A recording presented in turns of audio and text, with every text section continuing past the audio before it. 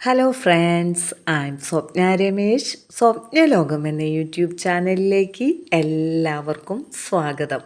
ഇതെൻ്റെ അനിയത്തിക്കുട്ടിയാണ് കേട്ടോ, മിനി എന്നാണ് പേര്. കഴിഞ്ഞ 1-2 ദിവസങ്ങളിലെ വിശേഷങ്ങളുമായിട്ടാണ് ഇന്ന് വന്നിരിക്കുന്നത്. രാവിലെ തന്നെ എഴുന്നേറ്റ് കുളിയൊക്കെ കഴിഞ്ഞ് നമ്മൾ പൂ പറിക്കാൻ വേണ്ടി പതിവ് പോലെ തന്നെ വന്നിരിക്കുകയാണ്. ഇന്ന് ചെത്തിപ്പൂങ്കുല ഒരെണ്ണം ഇരിക്കുന്നുണ്ട് കേട്ടോ. അപ്പോൾ അതൊക്കെ പറിച്ച് ഭഗവാന് വെച്ച് പ്രാർത്ഥനയോട് കൂടിയിട്ട് ഇന്നത്തെ ദിവസം നമ്മൾ തുടങ്ങുകയാണ് കേട്ടോ.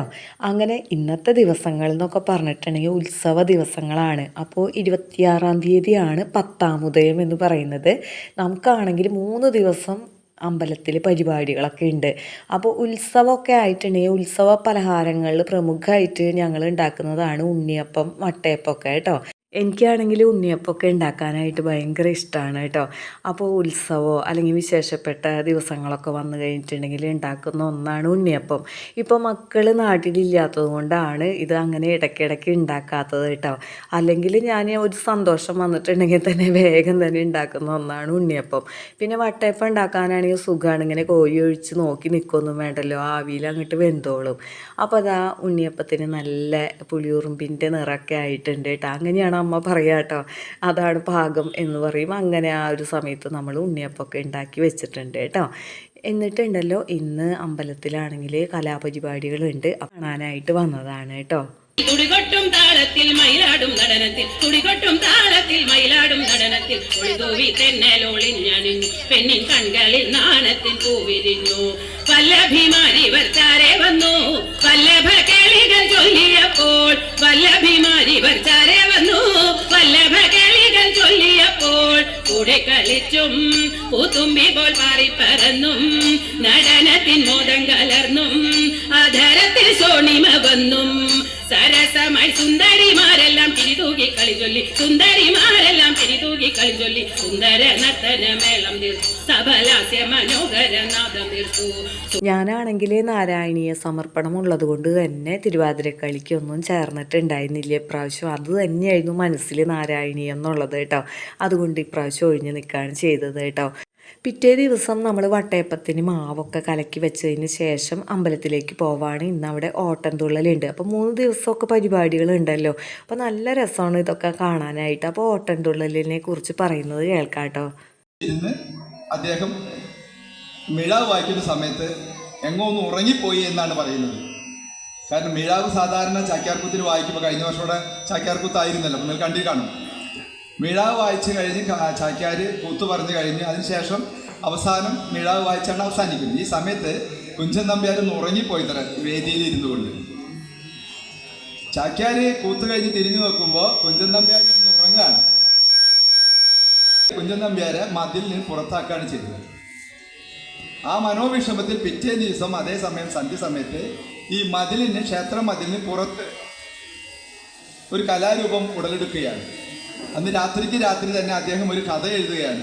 മഹാഭാരതത്തിലെ കഥാപാത്രങ്ങളെ വെച്ചുകൊണ്ട് അദ്ദേഹം അന്നത്തെ ആനുകാലിക പ്രസക്തിയുള്ള കഥകൾ എഴുതുകയാണ് ചെയ്തത്. അത് പുരാണ കഥകളല്ല അദ്ദേഹം എഴുതിയിരുന്നത്. ആ കഥാപാത്രങ്ങൾ വെച്ചുകൊണ്ട് വേണമെങ്കിൽ കുട്ടികൾക്ക് മനസ്സിലാക്കുന്ന രീതിയിൽ പറയാം, ഒരു എം ടി പോലെയുള്ള ഒരു എഴുത്തുകാരനായിരുന്നു എന്ന് പറയാം. അങ്ങനെ അദ്ദേഹം എഴുതുകയാണ്. അന്നത്തെ കെടുംകാര്യസ്ഥതയെയും അഴിമതിയെയും ഒക്കെ കുറിച്ച് അദ്ദേഹം തൻ്റെ പേന കൊണ്ട്, തൂലിക കൊണ്ട് എഴുതി ചേർത്ത വരികളാണ് ഇന്ന് ആക്ഷേപഹാസ്യത്തിലൂടെ ഈ 320 വർഷം പഴക്കമുള്ള കഥാരൂപത്തിൻ്റെ ഉത്ഭവം എന്ന് ഞാൻ പറയുകയാണ്. പിറ്റേ ദിവസം അവിടെ പച്ച ഇലയൊക്കെ വെച്ച് അരച്ച് തേച്ച് ഒരു പ്രാകൃതമായ രീതിയിലൊക്കെ അദ്ദേഹം അരയിലൊക്കെ ആരെ ആകർഷിക്കുന്ന രീതിയിലുള്ള ഒരു വേഷമൊക്കെ ഉണ്ടാക്കി അദ്ദേഹം എഴുതിയ കഥ, ആദ്യത്തെ പ്രഥമ കഥയായ കല്യാണ സൗഗന്ധികം എന്ന കഥ അദ്ദേഹം അതിന് പുറത്ത് അവതരിപ്പിക്കാനുണ്ടായി. ഈ സമയത്ത് ചാക്യാർകൂത്ത് കണ്ടുകൊണ്ടിരുന്ന എല്ലാവരും തന്നെ പുറത്ത് കുഞ്ചൻ നമ്പ്യാരുടെ തുള്ളൽ കാണാൻ പോയി എന്നാണ് സങ്കല്പം. അവരുടെ പർണശാലയ്ക്ക് സമീപത്തു നിന്ന് പാഞ്ചാലിക്ക് അതിമനോഹരമായ ഒരു പുഷ്പം ലഭിക്കുന്നു. ആ പുഷ്പത്തിൽ ആകൃഷ്ടയാവുകയും തനിക്ക് ഇത്തരത്തിൽ കുറച്ചധികം പൂക്കൾ വേണമെന്ന് പാഞ്ചാലി തൻ്റെ ഭർത്താക്കന്മാരോട് ആവശ്യപ്പെടുന്നു. പാഞ്ചാലിയുടെ ഏതാഗ്രഹവും സാധിച്ചു കൊടുക്കുന്നതിൽ അതീവ താല്പര്യനായിട്ടുള്ള ഭീമസേനൻ ആ ദൗത്യം ഏറ്റെടുത്ത് വനത്തിലേക്ക് പുറപ്പെടുന്നു. തന്റെ വഴിമധ്യേ കാണുന്ന കല്ലും മരങ്ങളും എല്ലാം തന്നെ തല്ലി തകർത്തുകൊണ്ടാണ് ഭീമസേനൻ പോകുന്നത്. ഭീമസേനന്റെ ആ വരവ് കദളീവനത്തിൽ ഇരുന്നു കൊണ്ട് സാക്ഷാൽ ഹനുമാൻ സ്വാമി കാണുന്നു. തന്റെ അനിനായിട്ടുള്ള ഭീമസേനന്റെ അഹങ്കാരത്തോടുകൂടിയുള്ള ആ വരവ് ശമിപ്പിക്കുന്നതിനായി ഹനുമാൻ സ്വാമി ഒരു വൃദ്ധവാനരന്റെ രൂപം കൊണ്ട് ഭീമസേനന്റെ വഴി മുടക്കി കിടക്കുന്നു. തന്റെ വഴിയിൽ കിടക്കുന്ന വൃദ്ധവാനരൻ ഹനുമാൻ സ്വാമിയാണെന്ന് മനസ്സിലാകാതെ ആ വൃദ്ധവാനരനോട് വഴി മാറി കിടക്കാൻ ഭീമസേനൻ ആവശ്യപ്പെടുന്നു. തനിക്ക് വയ്യ എന്നും വയസ്സായി മാറാൻ സാധിക്കുന്നില്ല, താങ്കൾ പറ്റുമെങ്കിൽ വഴി മാറി പോയിക്കൊള്ളുവാൻ വൃദ്ധവാനരൻ ഭീമസേനോട് ആവശ്യപ്പെടുന്നു. എന്നാൽ അഹങ്കാരത്താൽ ഉന്നതനായിട്ടുള്ള ഭീമസേനൻ അതിന് കൂട്ടാക്കാതെ പോരിന് പുറപ്പെടുന്നു. ഹനുമാൻ സ്വാമി പറയുന്നു, സാധിക്കുമെങ്കിൽ തന്റെ വാലൊന്നെടുത്ത് മാറ്റിവെച്ച് താങ്കൾ പോയിക്കൊള്ളുവാൻ പറയുന്നു. തുടർന്ന് ഭീമസേനൻ വൃദ്ധവാനരന്റെ വാല് എടുത്ത് മാറ്റിവെക്കുവാൻ ശ്രമിക്കുന്നു. അദ്ദേഹത്തിന് അത് സാധിക്കുന്നില്ല, അദ്ദേഹം തോറ്റുപോയി. തുടർന്ന് വൃദ്ധവാനരന്റെ വേഷത്തിൽ നിന്നും ഹനുമാൻ സ്വാമി അദ്ദേഹത്തിന്റെ വേഷം രൂപപ്പെടുത്തുന്നു. അത് ഹനുമാൻ സ്വാമിയാണെന്ന് മനസ്സിലാക്കി തന്റെ തെറ്റുകൾക്ക് മാപ്പപേക്ഷിച്ച് അഹങ്കാരം തെല്ലുമില്ലാതെ തന്നെ ഭീമസേനൻ മാറുന്നു. തുടർന്ന് ഹനുമാൻ സ്വാമിയുടെ അനുഗ്രഹത്തോടെ കദളീവനത്തിൽ നിന്നും സൗഗന്ധിക പുഷ്പങ്ങൾ പറിച്ച് തന്റെ പ്രിയപത്നി പാഞ്ചാലിക്ക് നൽകുന്നു. ഇത്രയുമാണ് നിവേദിയിൽ കല്യാണ സൗഗന്ധികം കഥ അവതരിപ്പിക്കുന്നത്. വേദിയിൽ അവതരണം സർവശ്രീ മണലൂർ ഗോപിന, പിൻപാട്ട് ബബിൽന മണലും, മൃദംഗം കലാമണ്ഡലം രാജീവ് സോനം.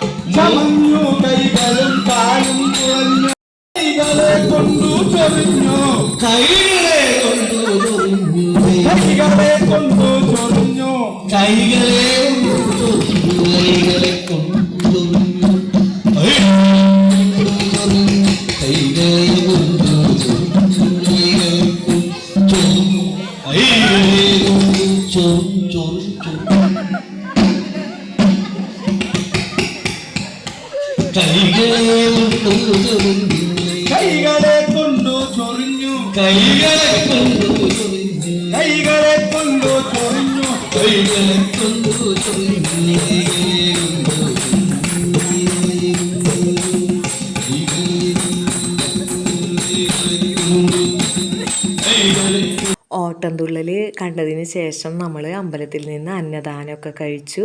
പിന്നെ അവിടെ നിന്ന് ഇറങ്ങിയപ്പോൾ ബലൂൺ വിൽക്കുന്ന ഒരു ചേട്ടനുണ്ട്. അപ്പോൾ ആ ചേട്ടനാണെങ്കിൽ എൻ്റെ വീഡിയോ ഒക്കെ കണ്ട് എന്നെ നല്ല പരിചയമാണ് കേട്ടോ. അപ്പോൾ ബലൂണൊക്കെ എനിക്ക് നീട്ടിയപ്പോൾ തന്നെ പോയി 2 ബലൂണൊക്കെ നമ്മൾ വാങ്ങി.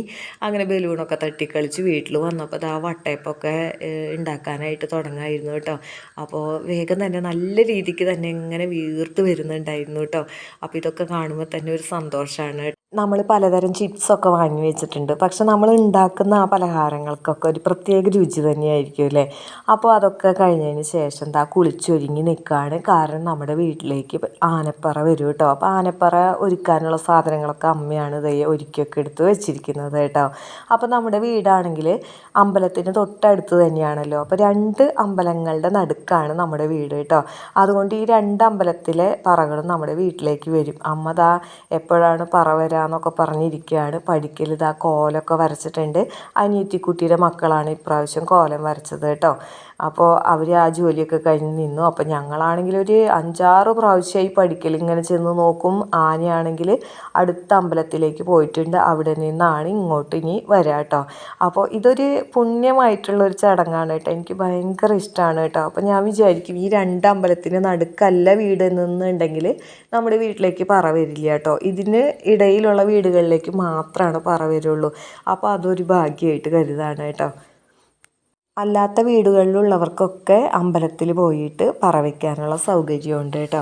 അങ്ങനെ നമ്മൾ വാഴയിലയിൽ ഇങ്ങനെ ആനയ്ക്കുള്ള പഴവും അവിലും ശർക്കര കാര്യങ്ങളൊക്കെ ഒരുക്കി വെച്ചു. എങ്കിലും അവരത് ഫുള്ളൊന്നും ആനയ്ക്ക് കൊടുക്കില്ല കേട്ടോ. കാരണം എല്ലാ വീടുകളിൽ നിന്നും ഇതിങ്ങനെ കൊടുത്തു കഴിഞ്ഞിട്ടുണ്ടെങ്കിൽ ആനയുടെ വയറ് കേടാവും എന്ന് പറഞ്ഞിട്ട് എന്തെങ്കിലും ഒന്ന് കൊടുക്കുള്ളൂ കേട്ടോ. അപ്പോൾ ശർക്കരയും ഞാൻ വെച്ചിട്ടുണ്ട്. ഒരു ശർക്കരയെങ്കിലും കൊടുക്കുമല്ലോ എന്ന് വിചാരിച്ചിട്ടാണ് കേട്ടോ. അങ്ങനെ അടുത്ത വീട്ടിലെ പറയെടുപ്പൊക്കെ കഴിഞ്ഞ് ഇങ്ങോട്ട് എത്തിയിട്ടുണ്ട് കേട്ടോ. അങ്ങനെ നമ്മൾ പതിയായി ഭഗവതിയെ മനസ്സിൽ വിചാരിച്ചുകൊണ്ട് നല്ല പോലെ പ്രാർത്ഥിച്ചുകൊണ്ട് നമ്മുടെ ജീവിതത്തിലെ എല്ലാവിധ അനുഗ്രഹങ്ങളും ദേവി തരണേന്ന് പ്രാർത്ഥിച്ചുകൊണ്ടാണ് നമ്മൾ പറയൊക്കെ വയ്ക്കുന്നത് കേട്ടോ. പറയൊക്കെ വന്നു പോയതിന് ശേഷം നമ്മൾ അമ്പലപ്പറമ്പിലേക്ക് പോകും. അവിടെയാണെങ്കിൽ ഉത്സവം തുടങ്ങും കേട്ടോ. നല്ല മേളമൊക്കെ ഉണ്ടായിരിക്കും. അപ്പോൾ അതൊക്കെ കണ്ടും കേട്ടൊക്കെ ഇങ്ങനെ ഇരുന്ന് കഴിഞ്ഞാൽ 1-2 മണിക്കൂർ കഴിയുമ്പോഴേക്കും പിന്നെ താലാഘോഷം വരും കേട്ടോ. ശിങ്കാരിമേളവും താലവും ഒക്കെ ആയിട്ട് അടിപൊളിയാണ് കേട്ടോ കാണാനായിട്ട്. ഈ പ്രാവശ്യമാണെങ്കിൽ നല്ല കൂറ്റൻ ബൊമ്മകളൊക്കെ ആയിട്ട് ഇങ്ങനെ കാണാനായിട്ട് നല്ല രസമുണ്ടായിരുന്നു. പക്ഷെ നമുക്കൊരു കാര്യമുണ്ട്, നമ്മുടെ വീട് അമ്പലത്തിനടുത്തായതുകൊണ്ട് തന്നെ അമ്പലത്തിലേക്ക് ഒന്ന് പോകും, പിന്നെ വീണ്ടും വരും വീട്ടിലേക്ക്. അങ്ങനെ ഇടയ്ക്കിടയ്ക്ക് നമ്മൾ വന്നും പോയിക്കൊണ്ടിരിക്കും. അങ്ങനെ ഞാൻ പോയപ്പോൾ പിന്നെ മൊബൈൽ വീടിനുള്ളിൽ വെച്ചിട്ട് വീണ്ടും പോയി. അതുകൊണ്ട് തന്നെ ആ ശിങ്കാരിമേളവും അതുപോലുള്ള കാഴ്ചകളും ഒക്കെ പിടിക്കാനായിട്ട് പറ്റിയില്ല കേട്ടോ. പിന്നെയാണെങ്കിൽ ആ ശിങ്കാരിമേളത്തിനനുസരിച്ച് ഞങ്ങളെല്ലാവരും തുള്ളിച്ചാടി കേട്ടോ. അപ്പോൾ ഞാനും അനിയത്തിക്കുട്ടിയും മാത്രമല്ല ബാബിയും അതുപോലെ തന്നെ ഞങ്ങളുടെ ഗസ്റ്റുകളൊക്കെ വന്നിട്ടുണ്ടായിരുന്നു. എല്ലാവരെയും നമ്മൾ വൈകുന്നേരമാണ് വിളിച്ചിട്ടുണ്ടായിരുന്നത്.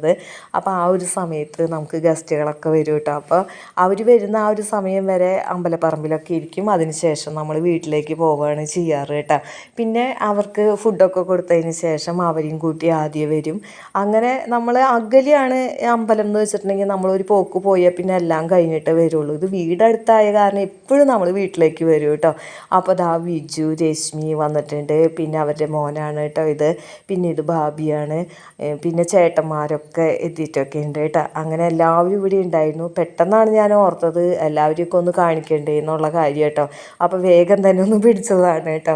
അപ്പോൾ രാത്രിയിലെ ഫുഡ് നമ്മൾ വരുത്തിക്കുകയാണ് ചെയ്തത് കേട്ടോ. നമ്മൾ രാത്രിയാകുമ്പോൾ പിന്നെ ഇനി അമ്പലത്തിലൊന്നും കയറണ്ടല്ലോ, അതുകൊണ്ട് തന്നെ നോണൊക്കെ നമ്മൾ വരുത്തി വെച്ചു കേട്ടോ.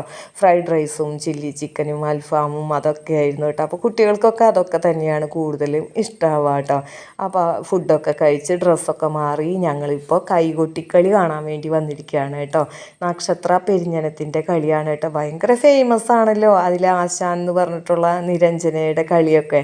അപ്പോൾ അതൊക്കെ കാണാൻ അവരെ അടുത്തൊക്കെ കണ്ടപ്പോൾ ഫോട്ടോ ഒക്കെ എടുക്കാനായിട്ടൊക്കെ ഞങ്ങൾക്ക് സാധിച്ചിട്ടുണ്ട് കേട്ടോ. അപ്പോൾ ഭയങ്കര സന്തോഷമുണ്ട്. അപ്പോൾ അതൊക്കെ ഞാൻ ഷോർട്ട് വീഡിയോയിൽ കാണിച്ചു തരാം കേട്ടോ. കാരണം ലോങ് വീഡിയോയിൽ അതിൻ്റെ സോങ് ഒന്നും കൊടുക്കാനായിട്ട് പറ്റില്ലല്ലോ. അങ്ങനെ ദീപാലങ്കാരങ്ങളൊക്കെ അടിപൊളിയായിരുന്നു കേട്ടോ. അപ്പോൾ നമുക്കാണെങ്കിൽ ഈ ബന്ധുക്കളൊക്കെ എല്ലാവരും വന്നിട്ടുണ്ടെങ്കിൽ ഒരു പ്രത്യേക സന്തോഷം തന്നെയാണ്. പിന്നെ ഇവരുടെ കളിയാണെങ്കിൽ ഒന്നും പറയണ്ട, ഒരു രക്ഷയില്ല കേട്ടോ. എന്തൊരു എനർജറ്റിക് ആയിട്ടുള്ള ഒരു കളിയാണെന്നറിയോ. കണ്ടു കഴിഞ്ഞിട്ടുണ്ടെങ്കിൽ നമുക്ക് കസേരയിൽ വെറുതെ ഇരിക്കാൻ പറ്റില്ല, തുള്ളാനൊക്കെ തോന്നും കേട്ടോ. അപ്പോൾ അത്രയ്ക്കും നല്ല കളിയൊക്കെ ആയിരുന്നു കേട്ടോ. അങ്ങനെ നമ്മുടെ ഗംഭീരമായിട്ടുള്ള 10ാം ഉദയ മഹോത്സവം ഇവിടെ സമാപിക്കുകയാണ്. അപ്പോൾ ഈ വീഡിയോ ഇഷ്ടപ്പെട്ടാൽ നിങ്ങൾ ലൈക്ക് ചെയ്യാനും കമൻറ്റ് ചെയ്യാനും ഷെയർ ചെയ്യാനും മറന്നു പോകരുത്. നമ്മുടെ ചാനൽ ആദ്യമായിട്ട് കാണുന്ന കൂട്ടുകാരാണെങ്കിൽ ഒന്ന് സബ്സ്ക്രൈബ് ചെയ്ത് കാണാനും മറക്കരുത്. ഹൈപ്പ് എന്നുള്ള ഓപ്ഷൻ ഒന്ന് പ്രസ് ചെയ്യാനും മറക്കരുത് കേട്ടോ.